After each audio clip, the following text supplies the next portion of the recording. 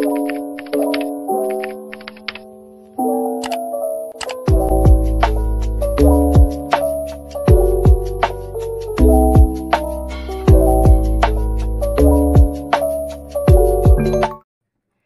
Very welcome back to my channel. जो लोग मुझे नहीं जानते उन्हें मैं बता दूं कि I am a working agriculture aspirant जो कि कॉम्पिटिटिव एग्जाम्स देती रहती हूँ एग्रीकल्चर के। 2 times I have been shortlisted in the interview list of AFO agriculture और ये मेरा 3rd अटैम्प्ट है एज एन IBPS AFO। तो ये वीडियो होने वाली है मेनली टाइम मैनेजमेंट के बारे में, वो भी स्पेशली IBPS AFO के बारे में। बिकॉज हमें पता है कि IBPS AFO में 2 एग्जाम्स रहते हैं मेन जो रिटन होते हैं। First is the mains exam and second is the pre exam. तो इन दोनों के बीच में बहुत ज़रूरी है टाइम मैनेजमेंट को समझना और चीज़ों को बैलेंस करना, ताकि हम एंड टाइम पे कुछ भी मैसअप ना करें। तो अगर आप चाहते हैं कि आप टाइम मैनेजमेंट अच्छे से कर पाएँ तो प्लीज़ बने रहिए वीडियो में, it might be helpful to you guys. So we know कि इन दोनों का सिलेबस यानी कि प्री का सिलेबस और मेंस का सिलेबस बहुत अलग अलग होता है। तो हमारे लिए बहुत ज़रूरी है कि हमें ये पता हो कि हमें किस चीज़ को कितनी इंपॉर्टेंस देनी है, यानी कि प्री को कितनी इंपॉर्टेंस देनी है, मेंस को कितनी इंपॉर्टेंस देनी है। हेंस प्री को कितना टाइम देना है और मेंस को कितना टाइम देना है हमें अपने डेली स्टडी रूटीन में। तो सी, प्री में हमें पता है कि हमें 3 सब्जेक्ट्स आते हैं, इंग्लिश, मैथ्स और क्वान्टिटेटिव एप्टीट्यूड। और प्री जो होता है वो क्वालिफाइंग नेचर का होता है, ठीक है। लेकिन इसका मतलब ये नहीं कि आप प्री को हल्के में ले रहे हैं, बिकॉज लास्ट 2 ईयर से हम नोटिस कर रहे हैं कि रीजनिंग का पेपर टफ होता जा रहा है और रीजनिंग में बहुत सारे लोग रीजनिंग की वजह से ही पेपर को क्वालिफाई नहीं कर पा रहे हैं। तो हमें पैटर्न्स को समझना है। हमें पता है कि अगर रीजनिंग का पेपर टफ हो रहा है तो हमें रीजनिंग में अच्छे से मेहनत करके चलनी है। बिकॉज पिछले 2 साल से हमें यही चीज़ पता लगती है कि रीजनिंग का पेपर जो है वो टफ आता है, तो हमें रीजनिंग में अच्छे से मेहनत करके चलनी है। इसके अलावा हमें पता है कि इन तीनों में से किसी एक सब्जेक्ट में हमें मास्टरी होनी चाहिए, यानी कि इन तीनों में से कोई एक सब्जेक्ट हमारा ऐसा होना चाहिए जो हमें टिप्स पे हो या जो हमें बहुत प्यारा लगता हो, जिसमें से हम कुछ भी ना छोड़ें। मेरे लिए वो सब्जेक्ट रीजनिंग होता है। रीजनिंग में मैं हमेशा एम करती हूँ कि मैं सारे टॉपिक्स को कवर करूँ और कोई भी ना छोड़ूँ। फिर भी मेरा रीजनिंग में 1-2 टॉपिक्स छूट जाते हैं जो मुझे बिल्कुल नहीं पसंद, जैसे कि कोडिंग डिकोडिंग। तो कोडिंग डिकोडिंग मैं कभी करके नहीं जाती। इसके अलावा इंग्लिश भी मेरा इतना बुरा नहीं है, लेकिन इंग्लिश में एक लिमिटेशन जो आप हमेशा से मान सकते हैं वो ये होती है कि इंग्लिश में you are not sure about the answer. अगर आप रीजनिंग में आंसर बता रहे हो या टिक कर रहे हो तो हमें पता है कि इसका आंसर हमने पजल में ये निकाला है तो यही है, वी आर ऑलमोस्ट 90% श्योर। और मैथ्स में तो वी आर 100% श्योर, बिकॉज हम सोल्यूशन निकाल के ही आंसर को टिक करते हैं। तो एक्यूरेसी हम अपनी बेटर कर सकते हैं या फिर हम नेगेटिव मार्किंग से बच सकते हैं। बट इंग्लिश एक ऐसा सब्जेक्ट है जिसमें हमें एक्यूरेसी का बिल्कुल पता नहीं होता। और ऐसी कुछ चीज़ें हैं जो मैंने ट्राई करी, जैसे कि मुझे पता है कि मेरी इंग्लिश की एक्यूरेसी लो है। मैं 50 के 50 क्वेश्चंस करके आती हूँ। There are very less number of questions जो कि मैं छोड़ के आती हूँ। मेरे ख्याल से मैं 5-6 क्वेश्चन छोड़ के आती हूँ कि जो मुझे लगता होगा कि हाँ बिल्कुल मुझे नहीं आते। नहीं तो ज़्यादातर में मुझे कोई ना कोई आइडिया होता है कि हाँ ये होना चाहिए। तो बहुत बार मॉक टेस्ट में मैंने ऐसे करके देखा कि जिससे मेरी एक्यूरेसी इंप्रूव हो जाए। उसमें मैंने क्या किया कि मैंने कुछ ही क्वेश्चन टिक किए जिनमें मैं श्योर हूँ या नहीं श्योर हूँ। और मेरे साथ हमेशा ऐसा होता है कि जो मैं छोड़ के आती हूँ, जो मुझे लगता है कि नहीं श्योर होने, वो सही होते हैं, और जो मैं करके आती हूँ जिनमें मुझे लगता है कि मैं श्योर थी, वो गलत हो जाते हैं। तो इंग्लिश का एक यही तरीका है कि जो आपको आंसर लगता है कि आपको करना चाहिए वो आप करके ही आइए। अगर आप छोड़ के आएंगे तो हो सकता है कि जो आपने अटेम्प्ट किया हो वो गलत हो जाए और जो आप छोड़ के आए हो वो सही हो जाए। तो एक्यूरेसी इम्प्रूव करने का अगर आपको कोई तरीका पता है इंग्लिश में तो प्लीज़ लेट मी नो। इसके अलावा मेंस की प्री की मैंने आपको सारी बता दी कि ये सिनेरियो रहता है। तो आपको इतना ही पढ़ना है कि आप इन 3 सब्जेक्ट में से किसी एक सब्जेक्ट में मास्टरी कर पाओ, दूसरे में आप ओके टू गुड हो, और तीसरा आपका अगर कोई वीक होता है तो उसमें आप पास होने जितने नंबर ले पाओ। इतना हमें प्री में करना होता है। अब मेंस की बात कर लेते हैं। तो मेंस में हमें सब कुछ ही करना रहता है, कुछ भी नहीं छोड़ना होता। तो आपको देखने में क्या लग रहा है कि प्री ज़्यादा इजी है या mains? Obviously pre is going to be easier than mains. तो इसलिए हमें प्री को कम टाइम देना है। अगर लेट्स से कि हम 100% अपना टाइम डिवोट कर रहे हैं पढ़ने में, तो हमें 100% में से 30-35% प्री को देना है और 60-65% मेंस को देना है। बिकॉज हमें पता है कि मेंस के एग्ज़ाम में बहुत सारी चीज़ें आने वाली हैं, सिलेबस बहुत ज़्यादा वाइड होता है। और मैं बात कर रही हूँ इस महीने की, यानी कि अगस्त के लास्ट में वीडियो डाल रही हूँ, मैं बात कर रही हूँ सितंबर की। बिकॉज टाइम के हिसाब से भी आपकी जो है प्रायोरिटीज़ चेंज होंगी। अगर मैं नवंबर में लास्ट में बोलूँगी, पूरे दिसंबर में आप प्री को जो है 35% टाइम दीजिए और 65% मेंस को दीजिए, तो बहुत बड़ी बेवकूफ़ी होगी। क्योंकि मुझे पता है कि जो नेक्स्ट अप्रोचिंग एग्ज़ाम है वो प्री है और एक हफ्ते में, एक महीने में आने वाला है, तो ऑब्वियसली मैं प्री को ज़्यादा टाइम दूंगी। बट ये बात कर रहे हैं हम सितंबर मंथ की, तो सितंबर में हमें पता है कि हमारे पास टाइम है प्री के लिए, तो प्री को आप 30% ऑफ द टाइम दीजिए। जिनका प्री का सिनेरियो जैसे मैंने बताया अगर वैसा है तो 30% टाइम दीजिए, 70% टाइम मेंस को दीजिए। ठीक है, तो 7 घंटे आप मेंस का पढ़िए, 3 घंटे आप प्री का पढ़िए, आपका प्री निकल जाएगा। ये सितंबर मंथ की बात हो रही है। अब अक्टूबर मंथ की बात कर लेते हैं। तो अक्टूबर में हमें पता है कि अक्टूबर में भी हमारे पास टाइम है, बट थोड़ा सा स्केप्टिकल है हम चीज़ों को लेके। तो अगर अक्टूबर में पहुंचते पहुंचते आपको लगता है कि हाँ आपका प्री ठीक है, आपका निकल जाएगा, या आपने बीच में कोई मॉक दिया तो आपके अच्छे मार्क्स आ रहे हैं, तो आप उतना ही टाइम दे के चलिए, 3 आवर्स और 7 आवर्स। ओके। और अगर आपको नवंबर में आते आते लगता है कि आपका प्री वीक हो रहा है, नवंबर स्टार्टिंग की बात हो रही है, 1 नवंबर से 30 नवंबर के बीच में, अगर आपको लगता है कि आपका प्री जो है बहुत वीक है और किसी एक सब्जेक्ट में आपको मेजर दिक्कत आ रही है, या किसी 2 सब्जेक्ट में आपको माइनर दिक्कतें आ रही हैं, मतलब 2 में आप कट ऑफ के पीछे पीछे रह रहे हो अगर आपने मॉक दे के देखे हैं, तो आपको अपना टाइम थोड़ा सा बढ़ाना चाहिए नवंबर में। नवंबर में आप 40 या 50% ऑफ द टाइम आप प्री पढ़ सकते हैं और मेंस को आप 50% ऑफ द टाइम दे दीजिए। ओके। अब talking about the last month, from the 1 December till जब तक प्री नहीं हो जाता, तब तक आपको 70 to 80% of the time pre को ही देना है। बट 70 to 80% मैंने क्यों बोला, 100% क्यों नहीं बोला, उसका कारण ये है कि अगर आप सारा टाइम प्री को दे देंगे तो फिर आप मेंस को टाइम नहीं दे पाएंगे। और यही गलती करी थी मैंने अपने फर्स्ट अटेम्प्ट में मैं बहुत ज़्यादा डरी हुई थी, क्योंकि मुझे नहीं पता था कि मैथ्स मेरा क्लियर हो पाएगा या नहीं, क्योंकि मैं मैथ्स में बहुत ज़्यादा वीक हूँ। मेरे लिए स्ट्रॉन्ग सब्जेक्ट है रीजनिंग, गुड तो स्ट्रॉन्ग सब्जेक्ट है इंग्लिश, बट क्योंकि नेगेटिव मार्किंग हो जाती है इसलिए वो मेरा ओके टू गुड में आ जाता है, बिकॉज नेगेटिव मार्किंग हो जाती है। एंड मेरा वीक सब्जेक्ट है मैथ्स, तो मैं बहुत ज़्यादा डरती थी कि मैं पता नहीं मैथ्स की कट ऑफ क्लियर कर पाऊंगी या नहीं कर पाऊंगी या नहीं। मैं बहुत ज़्यादा स्केप्टिकल थी, मैं अपने कोचिंग वाले टीचर्स का दिमाग खा जाती थी। तो मैंने लास्ट में क्या, दिसंबर 24 में मेरा एग्ज़ाम था मुझे याद है, और नवंबर 24 से एग्जैक्ट 1 महीना पहले से मैंने मेंस की बुक रख दी साइड में और मैंने प्री को पढ़ना शुरू कर दिया। फिर क्या हुआ कि मैंने प्री को पढ़ना तो शुरू कर दिया और मैं प्री पढ़ती रही और मेरे अच्छे मार्क्स भी आ गए प्री में। ठीक है, और मैंने कट ऑफ क्लियर कर दी, प्री क्लियर कर दिया। पर जब मैंने मेंस पढ़ा तो मुझे एक चीज़ रियलाइज़ हुई कि मेंस के कुछ कॉन्सेप्ट ऐसे हैं जो मैं भूल चुकी हूँ, जो मैंने पढ़े थे लेकिन उन्हें मुझे फिर से पॉलिश करना पड़ा, क्योंकि मैं भूल चुकी थी। 1 महीना मैंने मेंस को हाथ ही नहीं लगाया, तो कुछ चीज़ें थी जो मेमोरी से निकल चुकी थी। तब मुझे रियलाइज़ हुआ कि मुझे एटलीस्ट 2 से ढाई घंटे या 3 घंटे मेंस को देने चाहिए थे। और वो टाइम आपको मेंस में किस लिए देना है, वो टाइम में आपको कुछ नया नहीं पढ़ना। अगर नया आप पढ़ना चाहते हो तो पढ़िए, लेकिन ज़्यादातर आप रिवाइज़ करने पे फोकस करिए। जो आपने पुराना पढ़ा है ना, उसको आप रिवाइज़ करते रहिए ताकि आपको चीज़ें भूल ना जाएं। अगर आप नया कुछ पढ़ रहे हो, कुछ ऐसी चीज़ें हैं, रिपोर्ट्स या नाबार्ड नॉर्म्स या कुछ ऐसी चीज़ें हैं, तो वो आप नहीं कर सकते हो क्योंकि वो छोटा छोटा चंक होता है। लेकिन मैं ये प्रेफर नहीं करूँगी कि हाँ पूरा आप हॉर्टिकल्चर उठा के मतलब दिसंबर में पढ़ रहे हो जिस टाइम आपको प्री की प्रिपरेशन करनी है, तो वो चीज़ें मत कीजिए। जो मेजर सब्जेक्ट्स हैं उन्हें अब कवर कीजिए। बेस्ट टाइम है मेंस के मेजर सब्जेक्ट्स को कवर करने का, जून, जुलाई, अगस्त, सितंबर, अक्टूबर।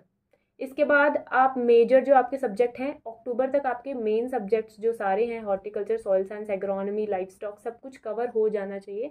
और अक्टूबर के बाद आपकी छोटी छोटी चीज़ें रहनी चाहिए जो कि आप ढूंढ के कवर करो। जैसे कि माइनर सब्जेक्ट्स हो गए आपके इरिगेशन, या फिर माइनर सब्जेक्ट्स हो गए आपके फिशरीज़, फॉरेस्ट्रीज, तो आप वो उस टाइम पे कवर कर सकते हो। निमेटोलॉजी आप उस टाइम पे कवर कर सकते हो। थोड़ा बहुत आपको लगता है सेरिकल्चर कवर करना है, आप उस टाइम पे कवर कर सकते हो। वैसे तो मैं लाइफ स्टॉक में ही सेरिकल्चर को लेके चलती हूँ। आपको लगता है कि नाबार्ड नॉर्म्स या करंट अफेयर छोटे छोटे जो भी हैं, या फिर उसके अलावा रिपोर्ट्स आपकी आ रही हैं, जीआई टैग मिल रहे हैं, उस टाइम आप कवर कर सकते हो इन सब चीज़ों को। या फिर जो बड़े सब्जेक्ट्स के कुछ कॉन्सेप्ट हमारे रह गए होते हैं, जैसे हमें पता है कि एक, जैसे न्यूट्रिएंट मैनेजमेंट मुझे बहुत हार्ड लगता था, तो न्यूट्रिएंट मैनेजमेंट आप उस टाइम पे कवर कर सकते हो या फिर उसे रिवाइज कर सकते हो। तो ये जो लास्ट मंथ होता है, यानी नवंबर का मंथ, 1 to 30 नवंबर, आपको ये छोटी छोटी चीज़ें टिक करनी है। मतलब आपके जो माइनर सब्जेक्ट्स हैं उन्हें आपको टिकअप करते जाना है। इकोनॉमिक्स, स्टैटिस्टिक्स, ये सब चीज़ें आपको पढ़ लेनी है। या वो आपकी मर्ज़ी है कि आप पहले भी माइनर चीज़ें पढ़ सकते हो, बाद में मेजर चंक कवर करो। जैसे कि आप अगर जुलाई से पढ़ना शुरू करते या अगर आप अगस्त से पढ़ना शुरू करते, तो आप अगस्त में माइनर चीज़ें कवर कर लो और फिर उसके बाद से आप मेजर चंक कवर करना शुरू करो। बट मुझे ऐसा लगता है कि हमें मेजर चंक पहले कवर करना चाहिए और माइनर बाद में, बिकॉज मेजर में से ज़्यादा क्वेश्चंस पूछे जाते हैं और आप जो चीज़ पहले करते हो उस चीज़ का आप ज़्यादा रिवीजन कर पाओगे और वो आपको ज़्यादा इजी लगने लगेगी, मुझे ऐसा लगता है। सो इसके अलावा आपको इन चीज़ों पे ध्यान देना है कि आपको मेंस का सारा सिलेबस आपको नोटिफिकेशन आने से पहले पहले एक बार कवर कर लेना, except for the minor subjects. जैसे कि आपकी जो करंट अफेयर या रिपोर्ट्स हैं या नाबार्ड नॉर्म्स हैं, पूरा जो करंट एग्रीकल्चर है उसको हम माइनर में लेके चल सकते हैं, बिकॉज उसमें से बहुत कम क्वेश्चंस पूछते हैं। तो मान लीजिए कि आपने करंट कुछ भी नहीं किए हैं, लेकिन आपका स्टैटिक एग्रीकल्चर सारा पहले ख़त्म होना चाहिए नोटिफिकेशन से पहले। यानी कि नोटिफिकेशन की टेंटेटिव डेट अगर हम लगा ले 15 नवंबर, तो 15 नवंबर से पहले आपका एग्रीकल्चर सारा ख़त्म होना चाहिए। प्लस उसकी अगर 2 बार रिविजन हो जाए या 3 बार रिविजन हो जाए तो वेल एंड गुड। बट अगर 2 बार रिविजन है तो 2 बार रिविजन तो मैंडेटरी है। 2 से कम बार अगर आपकी रिविजन है तो वो नहीं चलेगा। और जब आप मेंस का एग्ज़ाम दोगे तो उससे पहले भी आपकी कम से कम 2 बार रिविजन होनी चाहिए। अगर आपकी प्री के एग्ज़ाम से पहले या नोटिफिकेशन से पहले आपकी 3 बार रिवीजन हो चुकी है उन सब चीज़ों की जो आपने पढ़ी है, तो ऑटोमेटिकली वो आपको ज़्यादा इजी लगेंगे। और आप जब प्री के बाद मेंस के लिए पढ़ना शुरू करोगे तो आपकी 2 बार 1 महीने में रिवीजन हो जाएगी, तो आपकी टोटल 5 रिविजन्स हो जाएंगी। तो दैट इज़ तो वेल एंड गुड। बट अगर आपकी पहले सिर्फ 2 ही बार रिवीजन हो पाई है या कुछ कुछ चीज़ों की 3 बार हुई है, कुछ की 2 ही बार हो पाई है, तो जिनकी आपकी कम रिवीजन हुई है उसको आप ज़्यादा प्रायोरिटी दें। जब आप मेंस के लिए पढ़ेंगे पहले उनकी रिवीजन करें और फिर उनके बाद 3 बार वालों की रिवीजन करें। और आप गोल लेके रखें कि मुझे मेरे एग्ज़ाम तक 5 रिविजन्स करनी है, मिनिमम 5 रिविजन्स करनी है। जब से भी मैंने पढ़ना शुरू किया है, मान लो मैंने जून से पढ़ना शुरू किया है, जून से लेके मुझे प्री के पिछले दिन तक 5 बार हर उस चीज़ की रिवीजन करनी है जो मैंने पढ़ा है। और ये 5 से 6 रिवीजन जो हैं ये कह सकते हैं कि लाइफ सेविंग रिविजन्स हैं। बहुत अच्छा नंबर ऑफ़ रिविजन्स हैं, मतलब आपकी तैयारी अच्छी चल रही है अगर आपकी 5 से 6 बार रिविजन हो जाती है। बट अगर आपकी उससे कम बार रिविजन होती है तो आपको ध्यान से रिविजन करनी है और आपको ध्यान देना है। आपको ये नोटिस करना है कि आप कहीं ना कहीं पीछे चल रहे हैं। अब मैं आपको बताती हूँ कि मैंने अपने प्री के बाद मेंस के लिए क्या गलती करी थी। मैंने क्या किया था कि मैंने रिविजन तो 4 बार कर ली, बट प्रॉब्लम ये थी कि मैंने रिवीजन 4 बार करी और मैंने बहुत ज़्यादा शैलो रिवीजन करी। जैसे फॉर एग्ज़ाम्पल इस पेज पे 10 वर्ड्स हैं और मैंने रिवीजन करी 7 की। उसके बाद मैंने रिवीजन करी, वो 7 में मुझे 2 अच्छे से याद हो गए, उसके बाद मैंने रिवीजन करी 5 की। तो इस वजह से मेरा रिवीजन करने के बाद भी कॉन्सेप्ट क्लियर नहीं हो पाया। कॉन्सेप्ट यानी कि मेरे फैक्ट्स मुझे 100% याद नहीं हो पाया। मुझे समझ नहीं आता था कि हो क्या रहा है, बिकॉज मैंने 4 बार रिवीजन कर ली है। पूरे जो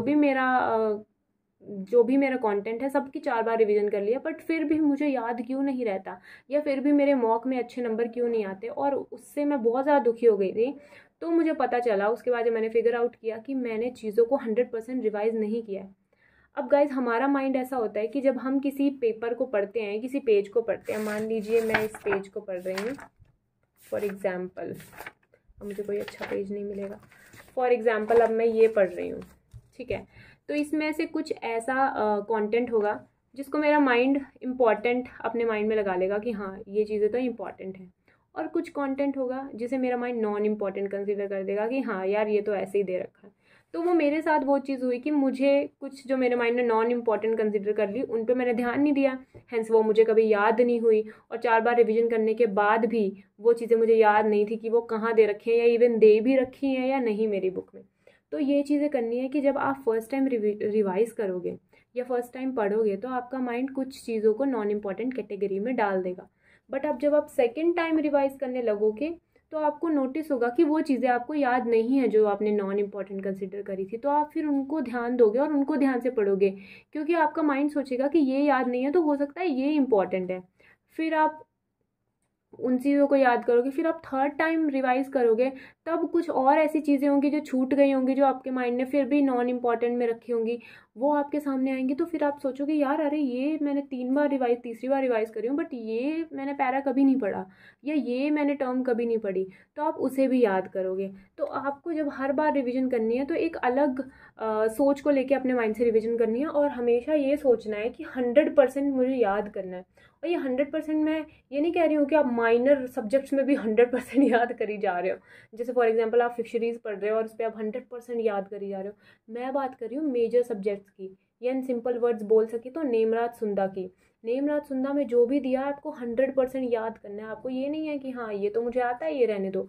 नेमराज सुंदा you need to remember 100%, because वो ऐसी बुक है जिसमें कुछ भी नॉन इम्पॉर्टेंट नहीं है, और मैं इसकी गारंटी दे सकती हूँ। हाँ, स्टैटिस्टिक्स या इकोनॉमी में आप 80% अगर याद करोगे या 90% ऑफ द सिलेबस याद करोगे तो हो सकता है आपका हो जाए, बट बाकी सब चीज़ें उसमें 100% आपको याद करनी है। एक और मैं आपको एक और बोनस टिप देना चाहूँगी टाइम मैनेजमेंट के बारे में। अब हर एक सब्जेक्ट को अगर आप कोई टाइम डिफाइन करके याद करेंगे तो आपके लिए अच्छा होगा। जैसे फॉर एग्जांपल हमें पता है कि हमारे प्री और मेंस के सब्जेक्ट अलग अलग चीज़ें डिमांड करते हैं। हमारा मेंस के सब्जेक्ट जो हैं वो रिवीजन डिमांड करते हैं और लर्निंग डिमांड करते हैं, वेयर एज जो हमारे प्री के सब्जेक्ट्स हैं वो प्रैक्टिस डिमांड करते हैं, और पहली बार प्रैक्टिस से पहले आपको वो चीज़ आनी चाहिए करनी। वो इतना माइंड वाला प्रोसेस डिमांड नहीं करते। तो मैं हमेशा इन चीज़ों को ऐसे टाइम पे पढ़ती हूँ जो इनकी डिमांड्स को कॉम्प्लीमेंट करे। फॉर एग्जांपल जब मैं सुबह 4 बजे उठती हूँ तो मुझे पता है कि इस टाइम पे मेरा माइंड बहुत काम है, बहुत शार्प है, जो भी चीज़ें मैं अपने माइंड में डालूंगी मुझे याद हो जाएंगी। तो उस टाइम पे मैं मेंस का पढ़ूंगी। अगर मैं उस टाइम पे मैथ्स का करूँगी तो मुझे नहीं लगता मुझे इतना बेनिफिट हो पाएगा, क्योंकि मैथ्स मुझे वैसे भी प्रैक्टिस ही करना था, वो मैं कभी भी कर सकती हूँ। तो सुबह मैंने मेंस पढ़ लिया, अब मुझे पता है कि 11-12 बज रहे हैं, या फिर मान लीजिए कि 2-3 बज रहे हैं, आपको बहुत सोने का मन कर रहा है और आपको नींद आ रही है बट आपको सोना नहीं है, तो उस टाइम पे आप रीजनिंग प्रैक्टिस कर सकते हो। अगर आपको रीजनिंग ईजी लगती है तो आप रीजनिंग प्रैक्टिस कर सकते हो, अगर आपको मैथ्स की प्रैक्टिस करना ईजी लगता है तो आप मैथ्स प्रैक्टिस कर सकते हो। उससे क्या होगा, आपका माइंड बार बार कैलकुलेशंस करेगा, या आपका माइंड बार बार उस चीज़ पे ध्यान देगा, तो आप फिर ऑक्यूपाइड रहोगे और आपको नींद भी नहीं आएगी और आपकी प्रैक्टिस भी हो जाएगी 1.5 से 2 घंटे की आराम से। वेयर अगर आप उस टाइम लर्निंग का काम कुछ करोगे या रिवीजन का काम करोगे तो हो सकता है कि आपके माइंड में ऐसे आपको बार बार नींद आती रहे और आपके माइंड में चीज़ें ना जाएं और सिंपली आप बोर हो जाओ, ना आप पढ़ पाओगे और ना ही आप सो पाओगे। शाम की अगर बात करें तो शाम को आप पढ़ भी सकते हो, मेंस भी पढ़ सकते हो और प्री का भी पढ़ सकते हो, that depends up to you, because शाम को भी हमारी ग्रेस्पिंग पावर ठीक ठाक होती है अगर हम दिन में टायर्ड ना हो तो मैं शाम को भी मेंस का पढ़ना प्रेफर करती हूँ, क्योंकि शाम को मुझे मेंस का पढ़ना अच्छा लगता है। शाम को मुझे पूरा मौसम बहुत अच्छा लगता है और उसमें पढ़ने का मन करता है, तो मैं शाम को मेंस का पढ़ लेती हूँ। अब फिर आती है रात। तो रात को भी हम थोड़ा थक से जाते हैं, रात को हम दिन के रिवीजन को देखते हैं या हम पूरे दिन के शेड्यूल को देखते हैं तो हमें ऐसा लगता है कि यार बहुत पढ़ लिया दिन में, अब थोड़ा कुछ हल्का फुल्का करते हैं। तो तब मैं प्रैक्टिस करती हूँ, अगर मैं प्री रीजनिंग की कर चुकी हूँ तो मैं मैथ्स की प्रैक्टिस कर लेती हूँ, अगर मैं मैथ्स की कर चुकी हूँ तो मैं रीजनिंग की प्रैक्टिस कर लेती हूँ। आप उसके बाद इंग्लिश की भी कर सकते हो, बिकॉज इंग्लिश जो है, जैसे मुझे इंग्लिश अच्छा लगता है, मुझे इंग्लिश से डर नहीं लगता या ना ही इंग्लिश बोरिंग लगता है। तो जब मैं खाना खा लेती हूँ और उसके बाद मुझे लगता है हाँ सोना है, तो मैं बेड पे पड़े पड़े कोई पैराग्राफ सॉल्व कर देती हूँ, अगर मेरे पास ऑनलाइन अवेलेबल है तो पैरा जंबल सॉल्व कर लेती हूँ, या फिर क्या बोलते हैं उसे, वो जो पूरा पैराग्राफ आता है और उसके ऊपर क्वेश्चंस होते हैं, मुझे याद नहीं रहा मुझे क्या बोलते हैं, तो वो मैं सॉल्व कर लेती हूँ। तो वो मेरा ऐसे लगता है कि मैं फ़ोन ही चला रही थी और इसी बहाने मेरी इंग्लिश की तैयारी भी हो गई। या कई बार मैं टेबल पे बैठ के भी चीज़ें सॉल्व कर लेती हूँ, सेंटेंस रीअरेंजमेंट कर लेती हूँ या कभी एडिटोरियल पढ़ लेती हूँ, तो इस तरह से इंग्लिश भी निकल जाता है। तो ये कुछ चीज़ें हैं जो आप अगर करेंगे तो मुझे लगता है कि आपको बेनिफिट होगा। बाकी आपको ऑल द बेस्ट बोलना चाहूँगी, और आई होप कि आप मुझे भी ऑल द बेस्ट बोलें, बिकॉज़ एग्ज़ाम इज़ अप्रोचिंग और हमारे पास बहुत कम टाइम लेफ्ट है। अगर हम नोटिफिकेशन से पहले देखें तो हमारे पास 2.5 महीने बचे हैं। तो जो भी आप अब तक कर रहे थे वो मैटर नहीं करता, बट अगर आप अब जाग जाते हैं तो वो आपके लिए बहुत मैटर करेगा। हो सकता है आपकी अगले साल जॉब लग जाए, और अगर आप सोते रहते तो हो सकता है 1 साल आपका फिर से बर्बाद हो जाए। सो thank you guys, that was it for my video. I hope you'll find this video helpful, and if it works for you, please do consider subscribing to my channel. We'll meet you in the next video. अगर आपको किसी चीज़ के regarding query है या confusion है तो आप मुझे पूछ सकते हैं, मैं कमेंट बॉक्स में इसका रिप्लाई ज़रूर करूँगी। And I see you in the next video guys. Till then bye bye, take care और अपना ध्यान रखिए।